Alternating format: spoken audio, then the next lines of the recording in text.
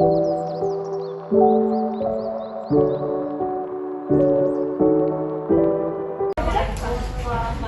wabarakatuh. Okay, today we will listen to the book 4. The topic is poetry, the definition and its element. So book 4 is yours. Okay, so Assalamualaikum warahmatullahi wabarakatuh. Waalaikumsalam warahmatullahi wabarakatuh. Good afternoon, everyone. Welcome back to Introduction to Literature class. We are from Group 4 and now we are going to present our mastery, and it is about poetry, the definition and its elements, or in RPS it is about what is poetry and the elements of poetry. But before we present our mastery, I'm going to introduce to you guys the members of Group 4 first. First one is Honesty Wehendra Putri, and her matter is about elements of poetry. Then we got Ula Pertiwi, and her matter is about what is poetry. And then we got Lutfi Andresa Trasti, and her matter is about elements of poetry. And there's me, myself, Ramusnu Purbo, and her matter is about what is poetry. Here are the table of contents or subtopics that we're going to discuss this afternoon. The first one is what is poetry, and the second one is elements of poetry. Okay, so moving on, here is the first subtopics that we are going to discuss. It will be explained by Ula Pertiwi and me myself. But the first one is Ulwa, so Ulwa, lemon pleasure yours. Okay, I will explain about what is poetry. Poetry can be thought of as a verbal written art form that gives a high sense of language convey experience, feeling, or mode of consciousness. Poetry literature that evokes a concentrated imaginative awareness of experience or a specific emotional response through language, reason and arrange for meaning, sound, and saya akan menjelaskan dengan menggunakan bahasa Indonesia. Puisi adalah puisi tertulis verbal yang menggunakan bahasa yang tinggi, yang puisi adalah puisi tertulis verbal yang menggunakan bahasa yang tinggi untuk menyampaikan pengalaman, perasaan, mengungkapkan segala jenis emosional dan membangkitkan kesadaran imajinatif yang terkonsentrasi dari pengalaman atau respon emosional tertentu melalui bahasa yang tinggi dan diatur makna bunyi dan irama. Ini juga membantu unsur estetika yang disusun secara ringkas. Okay, thank you for the explanation, Ula. So it is my part to explain to you guys about the definition of poetry. So not as far as from Ula explanation, so basically poetry is any kind of verbal or written language that is structured rhythmically and is meant to tell a story or express any kind of emotion, idea, or state of being. So from this sentence, we can conclude that poetry has two common or regular form, and it is verbal, or in Indonesian means diucapkan, or written, tertulis.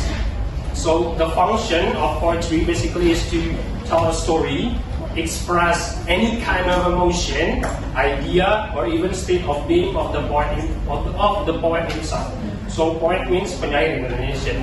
So for example, when a poet wanted to feel happy, or he's in love, or he's sad, so he wanted to express himself, he wanted to express his emotion. So the things that he can do is through or by the media is poetry. Or when we're talking about state of being means keadaan in Indonesian. For example, if the poet or penyair wanted to criticize a government because he feels that the government is not good enough or there's something with their rules, the poet or penyair can explain or can express the state of being that him or her are experiencing through a poetry itself. So, there are certain forms and patterns that poets follow in the composition process of their work. These different forms were built up of separate artistic and also cultural movements. So, from this sentence, we can conclude, or we can get the point that poetry has many forms and also patterns. And we are asking, how is this happen? how is forms and patterns blurted out? So there are two main reasons why there are many forms and also patterns in poetry. The first one is the different views in art, and then the second one is cultural movements. I'm going to give you an example. For example, we are taking a poet from Indonesian, or Khairil Anwar, and also we are going to get a poet from England or British, and it is William Shakespeare. We know that England and also Indonesian have different cultures, right? These different cultures can make or can birth out or can make a new forms and also new patterns. So, for example, again, in William Shakespeare era, he views an art is only a media to express himself, whether he is sad, whether he is happy, and something like that. But meanwhile, in Khairil Anwar era or in colonialism era, he views an art is a media to commenting on colonialism that he is experiencing in that time. So there are a few reasons why poetry have many forms and patterns, and it is one because different view on art, and then the second one is different cultural movements. So I'm going to explain to you guys into Indonesia. So poetry atau puisi biasanya mempunyai bentuk umum yang berupa verbal, bisa berupa ucapan ataupun berupa written atau tertulis. Fungsi dari poetry ini ada 4, umumnya ada 4. Untuk penulis sendiri yaitu untuk tell a story, menceritakan sebuah cerita, idea, expressing an emotion, or even state of being ataupun keadaan. Kita beri contoh tentang expressing any kind of emotion, of course, ketika penyair ingin menyampaikan kebahagiaannya, atau ketika ia sedang jatuh cinta, atau ketika ia sedang sedih, lalu ia ingin menyampaikan perasaannya tersebut, ingin mengungkapkan bagaimana emosinya. Ia bisa melakukannya melalui puisi. Lalu untuk state of being, contohnya keadaan yang sedang dialami oleh oleh poet atau penyair, dan dia ingin mengekspresikan keadaannya, dia bisa mengutarakannya melalui poetry itu sendiri.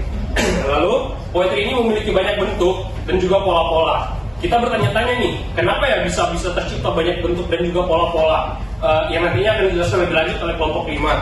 Kenapa ya bisa tercipta banyak pola-pola? Kenapa ya bisa tercipta banyak bentuk-bentuk dari poetry? Alasan gampangnya, karena alasan umumnya ada 2. Yang pertama, perbedaan pandangan dari penyair itu sendiri tentang art atau seni, dan yang kedua merupakan perbedaan kultur. Kita ambil contohnya misalnya dari Khairil Anwar, penyair Indonesia, dan juga penyair Inggris atau British William Shakespeare.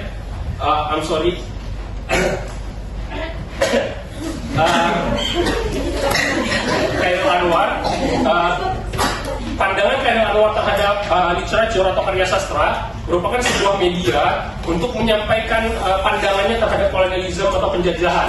Jadi sebagai media untuk memberontak, sebagai media untuk memberikan suara rakyat Indonesia terhadap penjajahan pada zaman dahulu. Sedangkan untuk William Shakespeare sendiri, pandangannya terhadap seni itu hanya terfokus pada bagaimana ia ingin mengungkapkan perasaannya, ingin memberikan ide, ingin menceritakan sebuah cerita.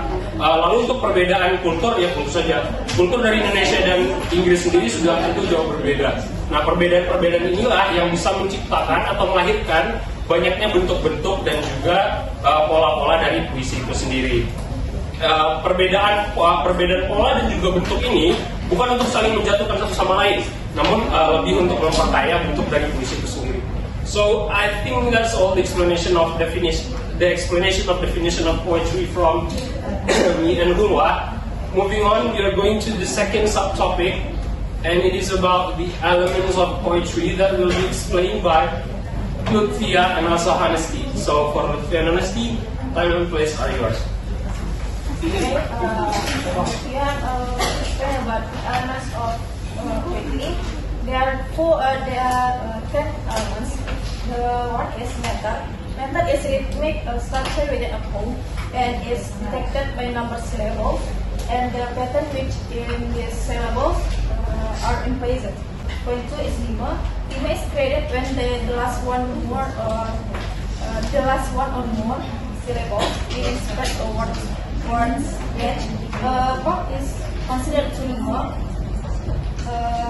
when the last words the lines being